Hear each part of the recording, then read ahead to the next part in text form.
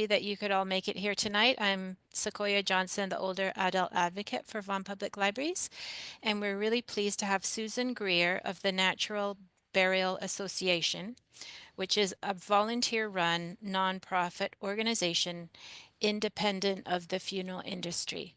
So we will let Susan talk, and then maybe we can just save your questions until the end, okay?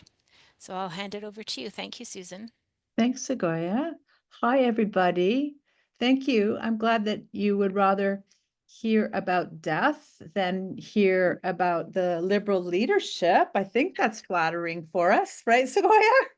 I think it's Um, more interesting. Yeah, definitely.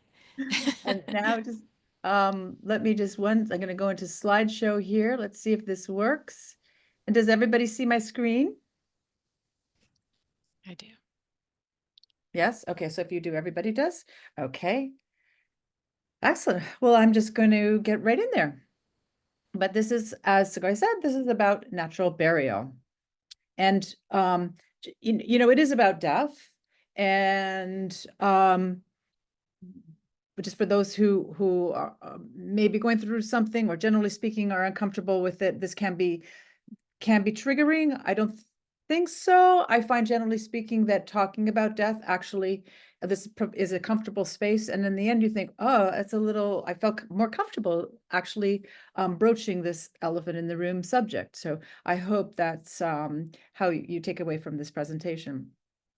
I'd also just tell you a very little bit about our organization and define what natural burial is and why people like it, and just a couple of little vocabulary items there to understand the category and what's up with natural burial around Ontario and other places in the world.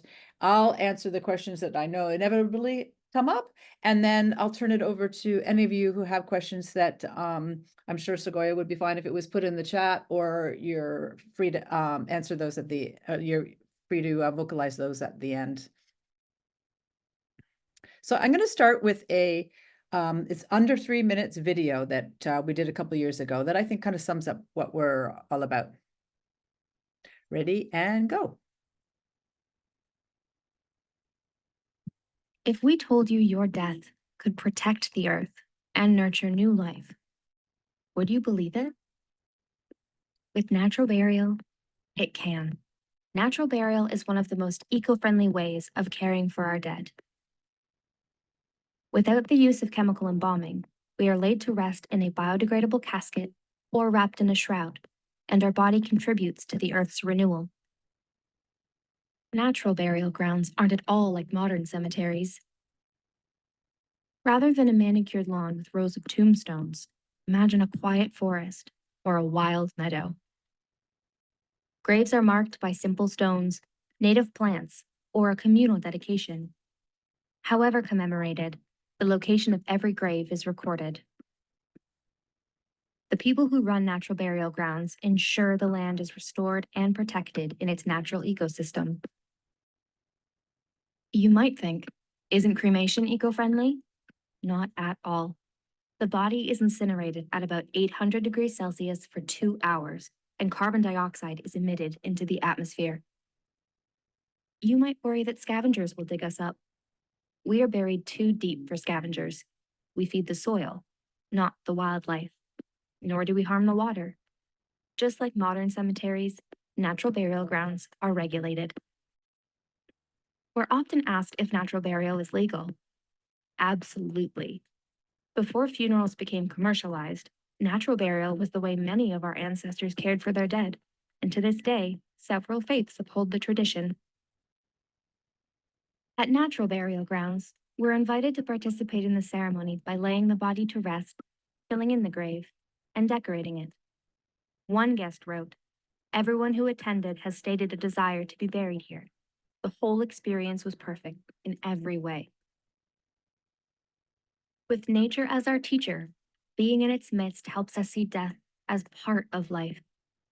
There is solace in knowing our loved one's last act is giving back to the earth.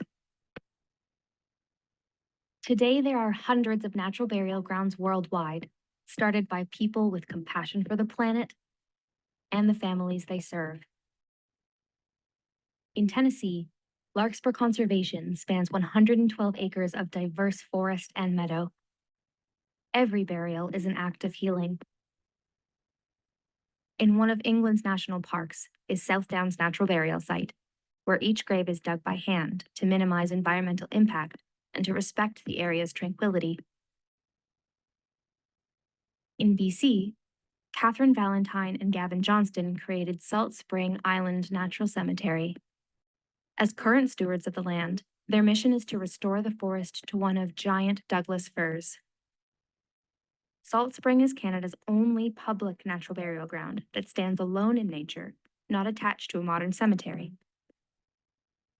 In Ontario, some cemeteries have sectioned off a natural burial area, but we believe our province is capable of bigger, wilder possibilities. Expansive sites that protect Ontario's beauty and offer people a final resting place in nature. The Natural Burial Association, a nonprofit organization independent of the funeral industry, aims to bring this option to Ontarians so we can choose to leave a legacy of nature. Please lend your voice, share this video, and follow us on social media.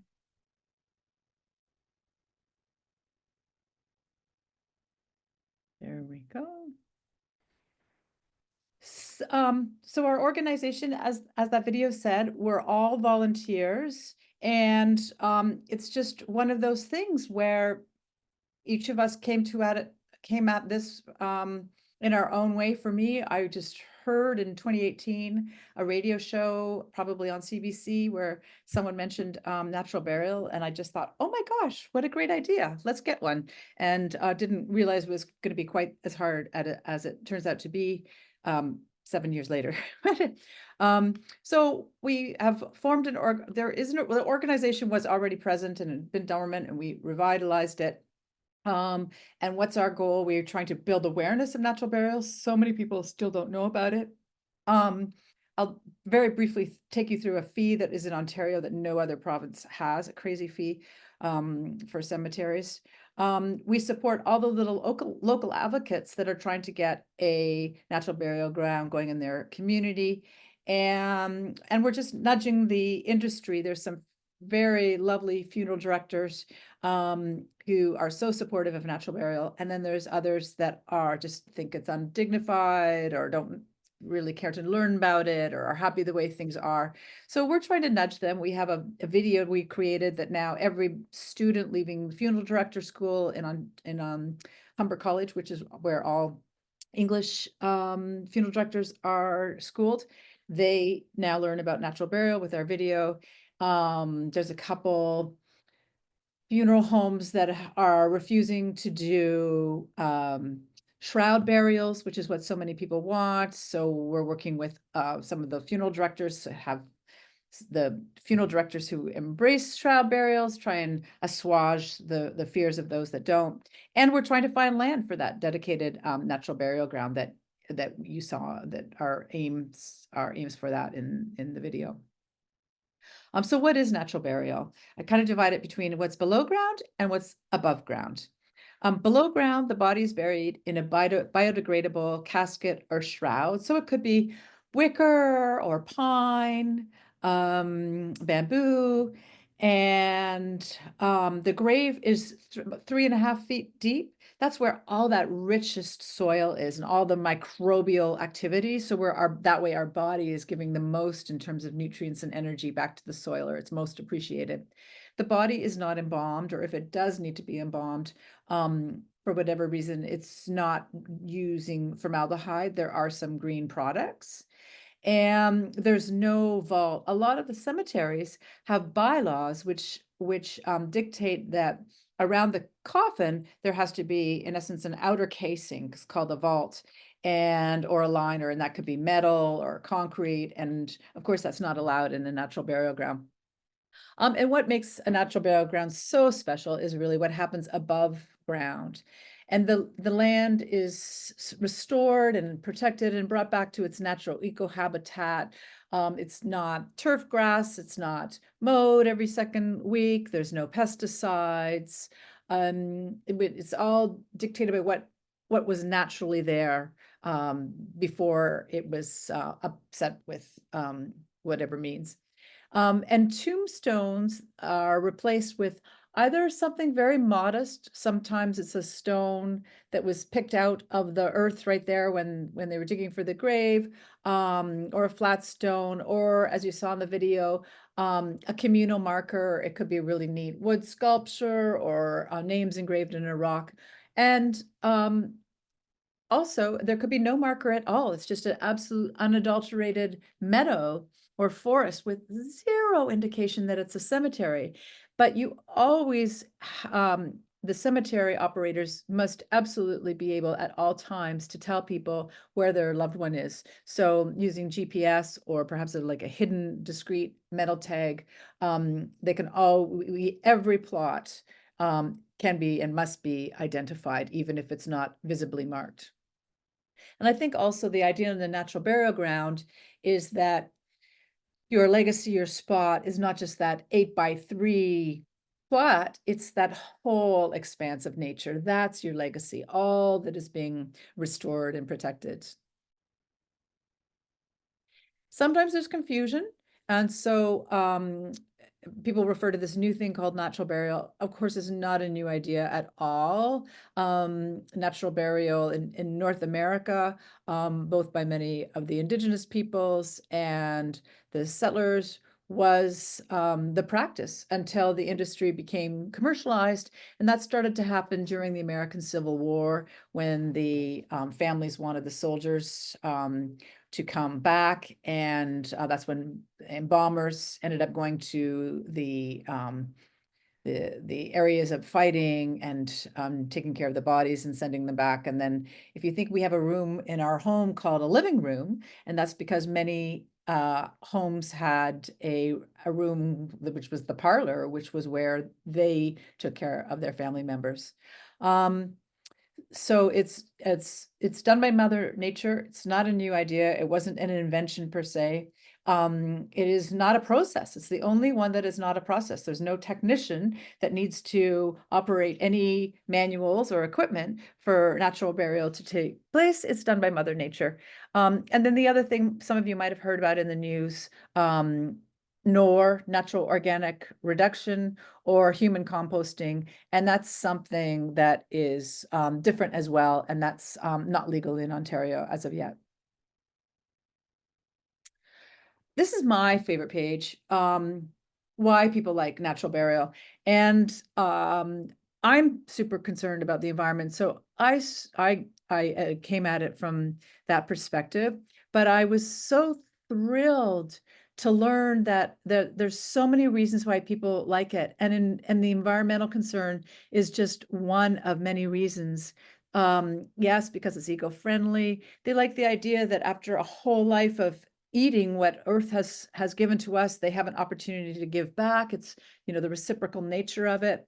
It aligns with many faiths and traditions. Jews and Muslims have always performed natural burial and still do to this day. They like the idea that their final resting place is in nature, that is part of the cycle of life. It's funny, gardeners are a sassy bunch, and they're always writing into me and saying, yeah, of course I like natural burial. Duh, I'm a gardener. So they see that soil, they toil in that soil, and they kind of, they see it as a natural part of the cycle of life. Everybody likes the idea of leaving a legacy of nature for future generations. And it's a nice place to visit that I think a lot of people, not everybody, but there are some people that find that they don't have any emotional attachment to the conventional cemeteries that exist. But the idea of offering this untapped nature is something that appeals to them. And they just like the simplicity. And one of the comments that we hear probably more than any others, that it just makes sense. And we have, if you visit our website, there's always an opportunity to leave what we refer to as fan mail. And when I'm not too lazy, it gets posted on social media. But a couple of the comments that resonate, here's one, is what better way to honor what nature has given me than to give myself right back? And the thought of allowing my body and soul to rest among nature makes me feel less sorrowful about dying. And that is a scan. If you wanted that QR code would take you to the homepage where there's a whole carousel that has some of the fan mail that we've put on our website. And I won't show you a lot of graphs, but just 3 graphs just to hammer home the point that this is something that is meaningful to so many different people. And here we are, we're doing it by gender, both men and women.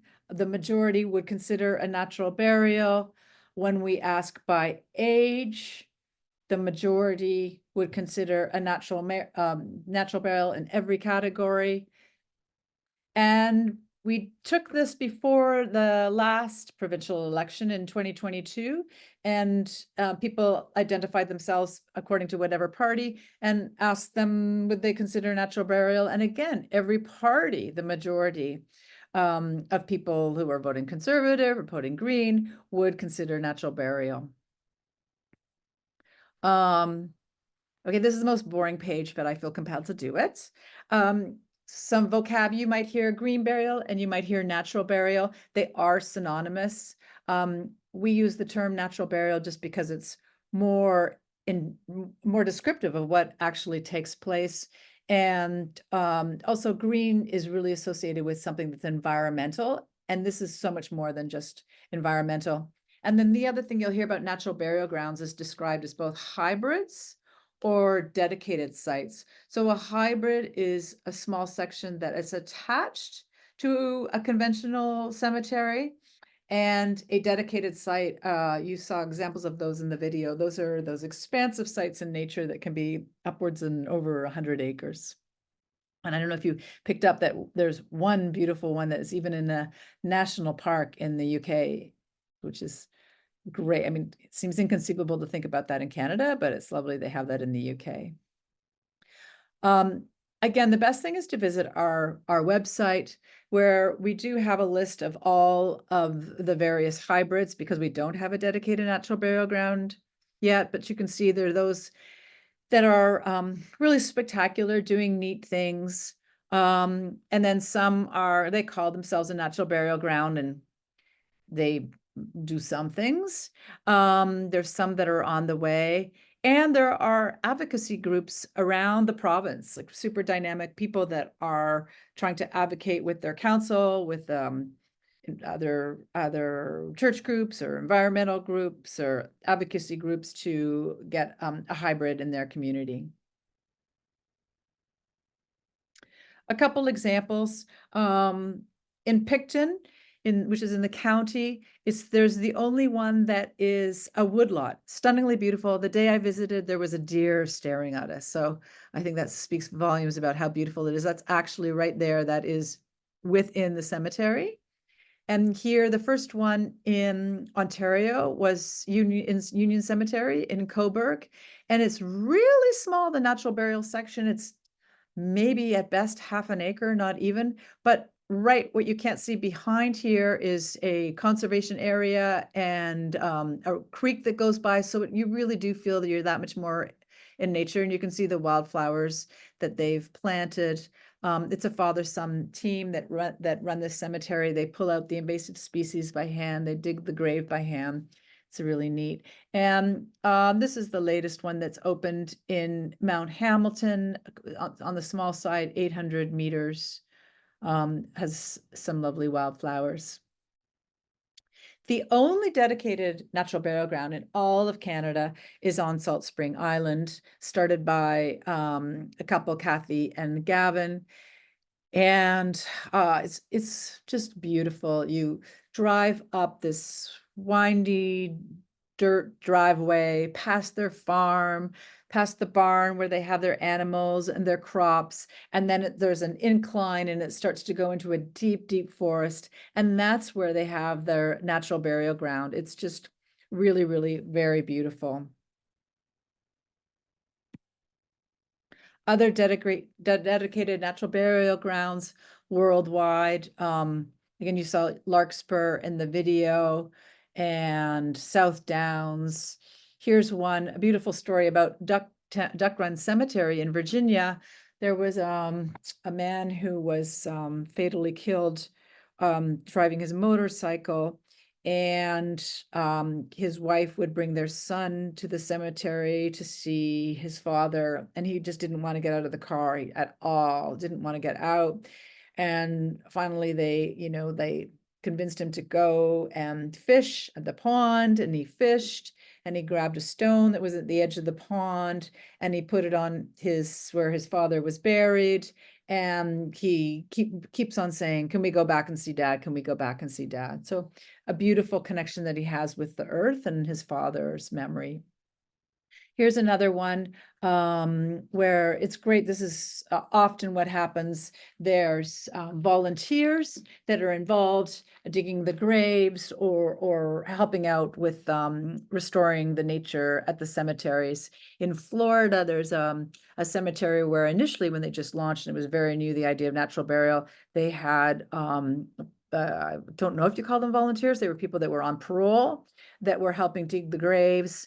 And then one family came to bury their loved one, and they heard that this was happening, and they thought, well, we want to help with the digging. And so then they started to help with the digging, and then the next family came along and heard that another family had buried, had dug the grave, and then they wanted to get involved. And next thing you know, there's a whole group of people who come and dig the graves. And then a poet heard that this is going on, and she wrote a poem. So now the volunteers dig the grave. They don't know the deceased for whom they're digging the grave. And before they leave the grave, they all stand over it and recite a poem. So there's some neat traditions that evolve out of each of the respective cemeteries. And then the other thing, it's not a tenet per se for natural burial, and it does depend on whether the cemetery is a hybrid or whether it's independent, whether it's unionized or not. But often there's a real opportunity for the family to be involved in the ceremony, and could be decorating the grave or digging the grave or lowering their loved one. And you might say, ooh, yeah, that's yucky. But what people find is that it actually really helps in the healing process. And JC, the guy who runs Larkspur, he tells a story about a family arrived to make arrangements for their mother who had just died. And JC says, would you like to be involved in decorating the grave, digging the grave, putting cedar boughs around it? And they're like, oh, no. We're just here to bury mom. She loved nature. And he knows better. And they come, and he had all the shovels laid out and all of the boughs and the flowers and such if they wanted to decorate the grave.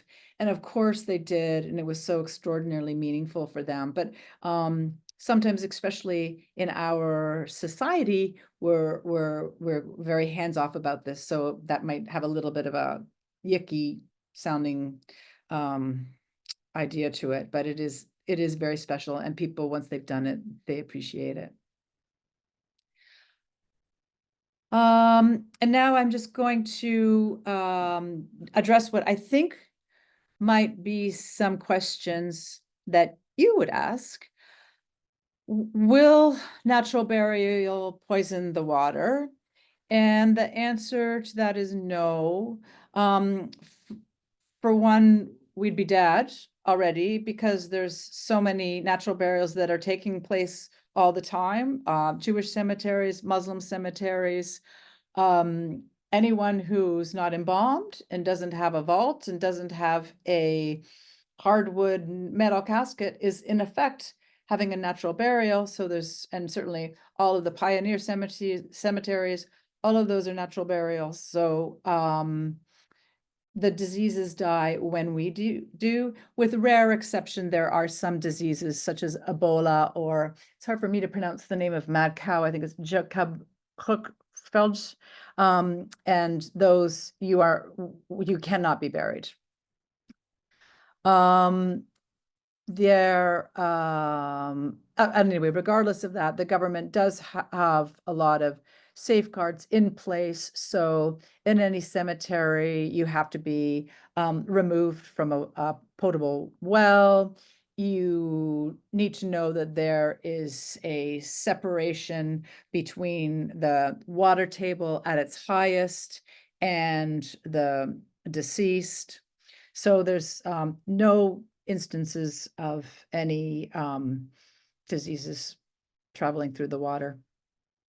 Another common question is, will the scavengers dig out the bodies? And they just, it's too much work. It's not of interest. They're, rather than the carrion, they go for whatever is alive on top. They just don't do it. And while there aren't that many natural burial grounds in Canada yet, there are hundreds in the US and the UK, and you just don't hear of bodies being dug up. It just doesn't happen. And again, it would have happened at, say, Jewish or Muslim cemeteries where they don't have the vaults either.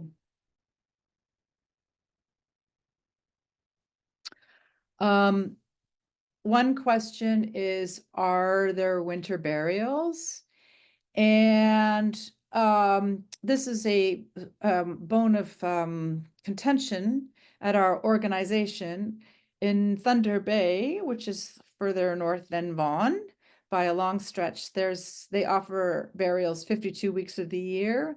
In many of the northern states, United States, it's legislated that you have to offer burials 52 weeks of the year. However, in Southern Ontario, there are some cemeteries that don't offer it. It could be for budget reasons is a big one. Extra equipment and cost to them. So we're really trying to put pressure on the cemeteries so that natural burial can be offered 52 weeks of the year. And there's a number of ways it can be done. I won't take you through them, but we've had some success where some natural burial grounds originally didn't offer natural burial or winter burial, and then they've changed their bylaws to accommodate it.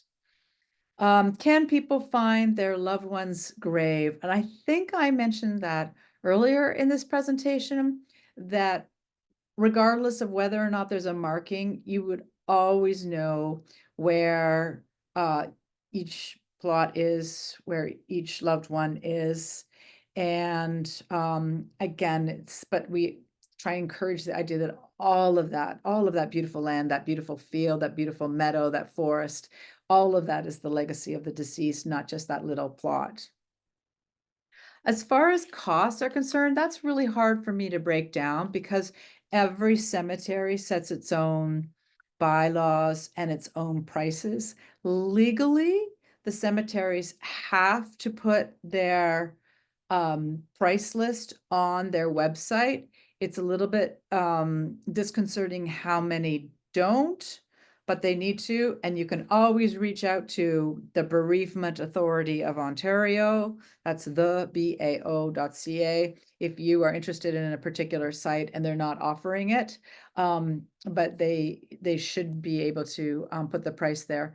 For instance, well, my husband knows if I get a hit tomorrow, then I would prefer to go to Picton, and in Picton, it's $1,200. So, but if they ever got, say, a natural burial ground in one of the Mount Pleasant sites, it's probably going to be a lot more than that. So it all depends on the cemetery, and unfortunately, you have to do a little homework. Another question we get a lot is, but isn't cremation eco-friendly? And I think it has a reputation for being eco-friendly because, of course, it is much more eco-friendly compared to what up until now was the only alternative, which was conventional burial with the vaults and the embalming and the hardwood caskets. But no, it's not eco-friendly at all. It takes, of course, a lot of fossil fuel because you're burning the body for several hours at a high temperature, and carbon dioxide is released into the atmosphere. And most of the cemetery retorts haven't invested in a very expensive filter, which keeps out other toxins. So there's a lot of other toxins there which are going up into the atmosphere as well. And the other thing is that the cremated remains, which people refer to as ash, but it's actually not ash. It is the refined bones of the deceased. And unfortunately, they're not good for the foliage either. They're extraordinarily sweet. They're very high alkaline. So not good for the soil in that regard, and also very high level of sodium. Apparently, a lot of people like to spread their cremated remains in Jane Austen's garden. And I read that it was almost ruined. They had, because of so many people wanted to do that, and it just, the foliage can maybe support some cremated remains, but not repeatedly having the cremated remains there.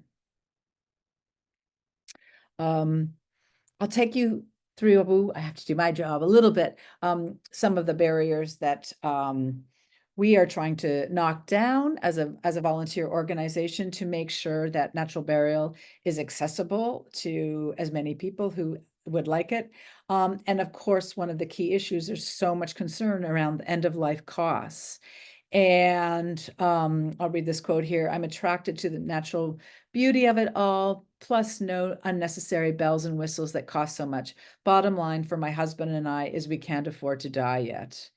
And unfortunately, in Ontario, there's this fee that is excessively high when somebody buys a cemetery plot, whether it's for a full body burial or for cremation. Let's say that plot costs $1,000. 40% of that, so $400, has to be set aside in the cemetery's fund for the long-term maintenance of the cemetery, and only the interest off of that $400 can be used to take care of the cemetery. So we applaud the idea that in Ontario and other provinces have this as well, that there is this perpetuity fund. There is this idea that we always want to take care of our debt, but the 40% is so excessive. Nowhere in the world, and I've been doing this for 7 years now, have I come across anything near 40%. The national average here in Canada is 13%. Most of the cemeteries in the States is like 10% or 15%. So it's almost doubles the price in Ontario with this high cemetery fee. And we're trying to fight it. And even got a grant to hire lobbyists, which you now need to affect change with government. But it's hard. It's the industry, the funeral industry is fighting us on this one, unfortunately. The other thing that I like to present is the idea of grave renewal, and I hope we can talk about this at the end, is that land is finite. And while the great thing about natural burial is it does protect swaths of absolutely unadulterated green space, but even we still can't keep on doing that. And so in many parts of the world, and even including some cemeteries now in the United States, through much of Europe, there's what's referred to as grave renewal or term burial. And here the idea is that after several decades, let's say 50 years or 70 years, the grave could be reused. It would be open. Of course, it's a natural burial, so there wouldn't be the worry about the big tombstone. And if there are, say, some still bones that are there, they could be dug deeper. If there's a titanium hip, that could go off to recycling. But it does mean that a cemetery will always be sustainable, because it's just too hard to find cemetery land. It's getting harder and harder and harder. So I hope we have time in the end, and I can get your feedback as to what your thoughts are on grave renewal. I would encourage you to visit our website. There's so much information that we provide on the website. And also there, you'll have an opportunity, if you'd like to lend your voice. And by signing up, we send out an e-news twice a year. But on that e-news, we announce in the spring and the fall, we hold a free webinar, and it's led by Mishi, who's this absolutely lovely former funeral director. And she just helps dissect that confusing labyrinth at end of life and all the decisions that we have to make. And it's always really, really well received. And we don't even advertise it on social media. We only do it to those people that sign up on e-news. So if you'd like to do that, you're welcome to do that. We certainly appreciate the more people that sign up.